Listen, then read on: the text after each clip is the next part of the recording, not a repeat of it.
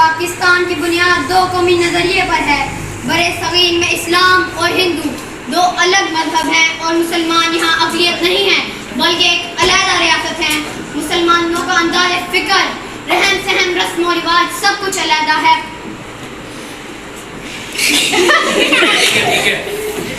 लिहाजा उन्हें अपना इलाका, अपना वतन और अपनी रियासत अलग चाहिए ताकि वो अपना वजूद एक खुद मुख्तार कौम के हैसियत से बरकरार रख सके।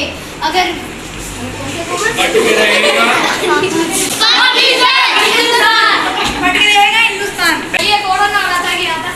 अगर बरतानवी हुकूमत वाकई में अमन और खुशी चाहती है तो उसके लिए सिर्फ एक ही हल है कि वो बड़े सगीर को दो खुद मुख्तार कौमों में तकसीम कर दे।